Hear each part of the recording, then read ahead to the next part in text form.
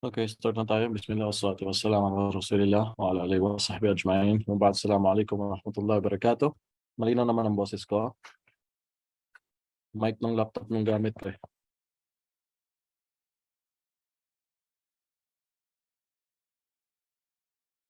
Ba't masyadong malapit yung tama sa akin? Okay. So, ang topic natin ngayon is yung patungkol sa araw ng Ashura, yung pag-aayuno sa araw ng Ashura. So, ano meron ba sa Ashura na ito? Alhamdulillah, itong nagsulat natin na Ustad, si Ustad Muhammad Alim. Kasama natin dito sa Shifa, trabaho. So, napadali. Ito yung aking pinost yung isang araw. So, babasahin natin inshallah. Sabi nga dito, kailan ang pag-aayuno ng Ashura? Ang mga sumusunod ay pagpipilian sa pag-aayunuhan ng Ashura. Una, mag-ayuno sa ika-siyam or ika-sampo at ika-11 sa buwan ng Muharram. So itong sa buwan ng Muharram, ang pag-aayuno ng Ashura ay mag-ayuno ka sa 9 or 10 or 11. Mamaya alamin natin kung bakit anong meron sa Ashura, inshallah. Kagaya ng hadith na naisalaysay ni Imam Ahmad at sa kanyang Musnad at si Bayhaqi sa kanyang Sunan mula sa hadith ni Ibn Abbas radhiyallahu anhu na sabi ng Propeta sallallahu alaihi wasallam, mag-ayuno kayo sa araw ng Ashura at salungatin ninyo ang mga Hudyo. Mag-ayuno kayo bago ito ng isang araw at pagkatapos nito ng isang araw. So dito sa hadith nito, sabi dito, ibig sabihin nito ay ang mag-ayuno ng ika-siyam, ika-sampo at ika-11 sa buwan ng Muharram. Pangalawa, mag-ayuno sa ika-siyam at ika-sampo sa buwan ng Muharram dahil ang Propeta sallallahu alaihi wasallam ay nagsabi, kung ako ay mananatili pa sa susunod na taon, ay tiyak na aking pag-aayunuhan ang ika-siyam. Sinalay sa ito ni Imam Muslim. So maganda sana kung sharing screen, no? Nakikita yung namin binabasa ko. Ito ang request nila eh. Pang-apat, mag-ayuno sa ika-sampo lamang sa buwan ng Muharram. So ito yung mga pagpipilian, okay? Pwede ka mag-ayuno sa ika-9 or ika-10 or mag-ayuno ka lang sa 10, mag-ayuno sa ika-sampo lamang ng buwan ng Muharram. Ang gantimpala ng pag-aayuno sa araw ng Ashura. Ang pag-aayuno sa araw ng Ashura ay mabubura nito ang nakaraan kasalanan, yung kasalanan na maliliit, okay? Sa loob ng isang taon. Yung nakaraan mo na isang taon ay mapapatawad inshallah yung buong isang taon na maliliit ng kasalanan. Sabi ng Propeta sallallahu alaihi wasallam, pag-aayuno sa araw ng Ashura ay hinihiling ko sa Allah na kanyang patawarin ang pagkakasala, maliliit na kasalanan ng taong na lumipas. Sinalaysay ito ni Muslim. At iyan ang kabilang sa habag ng Allah sa atin sapagkat ibinigay tayo ng isang araw na pag-aayuno na ang gantimpala niya ay pagbubura ang pagkakasala, maliliit na kasalanan sa taon na lumipas. At ang Allah ay siya ang mamayari ng mga dakilang biyaya at kagandahang loob. So, ito yung kaya yung kanina sinabi maging salungat. Kasi ang Hudyo ay nag-aayuno lamang sila yung araw na yon, isang araw. So para maiba tayo sa kanila maging salungat, mag-araw. Pwede tayong fasting ng 3 days, pwede din 2, o pwede din kahit yung isang araw lang, yung ika-10.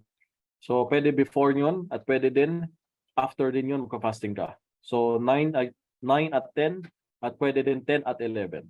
Okay? O pwede din 3 days, 9, 10, 11. So ano ang dahilan ng Ashura na ito? Nasaan yun? Ang dahilan kung bakit nag-aayuno ang Propeta Muhammad sallallahu alaihi wasallam sa araw ng Ashura.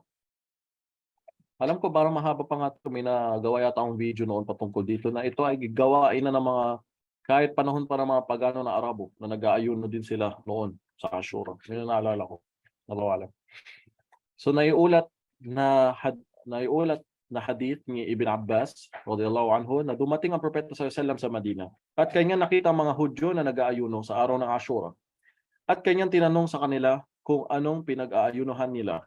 Sila Hudyo ay nagsabi, ito ay araw na dakilang iniligtas ng Allah. Sabi, ito ay araw na dakila. Iniligtas ng Allah sa araw na ito si Musa, si Propeta Moses, at ng mga angkan ng Israel. Mula sa kalaban nila, kaya nag-ayuno si Moses sa araw na ito. Sabi ng Propeta sallallahu alaihi wasallam, kami ang mas may karapatan kay Moses kaysa sa inyo. Kaya pinag-ayunuhan ito ng Propeta sallallahu alaihi wasallam at ipinag-utos niya ang pag-aayuno nito. Isinalaysay ni Al-Bukhari. So gano'n lang po ka-exe ito. At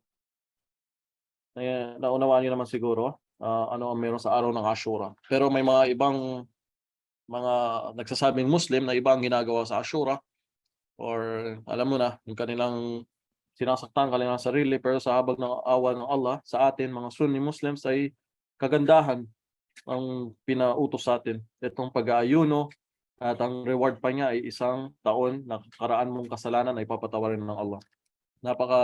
Yung habag ng Allah kung iisipin mo, di ba? Yung away nga sa atin, sa kanyang mga alipin. So, naintindihan niyo ito yung panahon noon, ayun si Propeta Muhammad sallallahu alaihi wasallam, pumunta siya sa Madina, nakita niya yung mga Hudyo na nag-aayuno, kanyang tinanong kung bakit, anong pinag-aayunuhan nila sa araw na yon. Sabi ng mga Hudyo, ito yung araw na niligtas ng Allah si Moses mula kay Pharaoh, pati yung mga children of Israel. Kaya sinabi niya na kami ay mas may malaking karapatan kay Moses kaysa sa inyo. Kaya dito pinag-utusan niya ang mga Muslims na mag-fasting sa araw na ito at maging salungat sa kanila. Si Prophet Muhammad sallallahu alaihi wasallam, tingnan mo, ginagawa niya lahat na maging, siyempre ito ay utos din ng Allah sa kanya, di ba? Wala naman siyang ginagawa na ayon lamang sa kanyang sarili. Wala yan tiku anil hawa. Hindi siya nagsasalita ayon lamang sa kanyang pagsarili. Sabi ng Allah sa Quran. So, ibig sabihin mga inuutos din niya, iutos na din ng Allah yung sa atin. So, ayun nga. Tawag dito, lagi niya tayo pinapasalungat sa mga gawain ng Hudyo at Kristiyano. Parang alam ko, naalala ko din yung nalaman niya ang mga Hudyo, pag may mens yung babae nila, bawal talaga tumabi. Makikain. Kahit makikain, alam ko, sa mga Hudyo. Ewan ko kung lahat sila, pero kasi alam natin marami din sekta at tribo ang Hudyo. Nahati siya sa 12 tribes of Israel. Pero meron sa kanila na nagpa-practice na ang babae nila ay, ang tingin nila sobrang dumi kapag nasa araw siya ng buwan ng dalaw niya, na hindi nila tinatabihan, hindi pwede makikain. So inalaman ito ng propeta, opposite sa atin, baliktad, na lahat pwedeng gawin. Normal days, normal pa rin. Pwede makikain yung asawa mo sa'yo, sama kayo sa isang plato, magtabi kayo, walang problema as long as walang mangyayari. Hanggat meron pa siyang buwan ng dalaw. So laging ginagawa ng propeta is yung opposite natin sa mga Hudyo at Kristiyano. Ang mga Hudyo, nagpapahaba din ng balbas, di ba? At ang mga Kristiyano. Pero anong pinagkaiba natin sa kanila? Bawasan yung mustache. Bawasan yung bigote. Tawag yan minsan nila dito balbas. Hindi po. Ito yung balbas, ito yung bigote. So magkaiba yun. So, ang mga Hudyo, may balbas din sila. Ang kakapal din, malalaki. At ang mga Kristiyano din sa noong panahon ay nagpapahaba din. Pero ang pinagkaiba natin sa kanila, yung i-trim ang mustache. Kaya sa kanila, tignan mo, hindi nila tinitrim, parang pinapabayaan lang na kumapal. Kaya ang kapatid kong bunso minsan nagpapahaba ng balbas kasama yung bigote. Halos natatakpan na yung bibig niya. Sabi ko, parang ang Hudyo. Kasi ang pinagkaiba natin mga Sunni, alisin mo ito. Di ba? Para makainom, hindi din istorbo pag iinom ka ng tubig or makipag sweet sa asawa, sana all, di ba? So, pati yung pagpapakulay, di ba? Ng balbas. Mga Hudyo at Kristiyano, nagpapakulay siya ng itim. So, yun ang hindi pwede sa atin, di ba? Magpakulay ka ng buhok kahit anong kulay, wag lang itim. So, dito lang may opposite. Pero panahon natin ngayon, kahit sino, kahit ako, matatamaan din eh. Sa panahon natin, kung noon panahon, ginagawa ng propeta lahat na maging opposite tayo sa gawain ng Hudyo at Kristiyano, tayo naman ngayon, ginagawa natin the best natin, na gayahin ng Kristiyano at gayahin ng mga Hudyo. Mula sa ugali, sa pananamit, sa gawain, sa asal, di ba? Kung noon ginagawa ng propeta, maging opposite tayo sa kanila, ngayon ginagawa ng karamihan ng mga Muslims, the best na magagawa niya, magaya lang sila. Magaya sila mula sa mga usong fashion, mga ganyan. Hindi ko na sinasabi yung damit is, kasi alam niyo naman kung saan ang limit ng Islam. So hindi naman yung pasok sa topic na ito, sinasabi ko lang kasi about dito sa nadaanan din niya na maging salungat tayo, maging salungatin nyo ang mga Hudyo. So baka may mga katanungan. Maraming po salamat sa oras nyo na maigsi na paumanhin ko kayo ay nag-aantay kanina pa. Dumaan ng asar kaya tayo ay nakatayo. So may mga katanungan sa inyo inshallah. Pinagandaan ko din yung mga iba doon, yung mga baka may magtatanong na magpa-fasting daw siya about Ramadan. Pwede mo yung isama dito. Doon sa nakakita ko sa Islam Q&A. English kasi yun eh. So gusto niya na Tagalog kaya kinuha ko to. Pero naalala ko naman ang sinabi niya Tagalog natin. Yung pagpa-fasting kasi obligado, tulad yung naiwan mo ng Ramadan, tapos i-combine mo dito.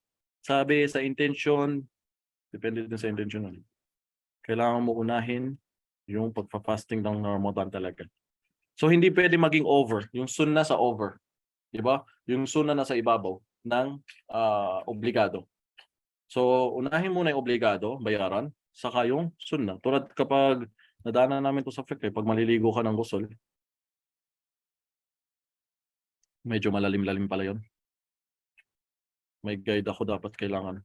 So inshallah baka may mga katanungan sa inyo. Para naka-open ako dito.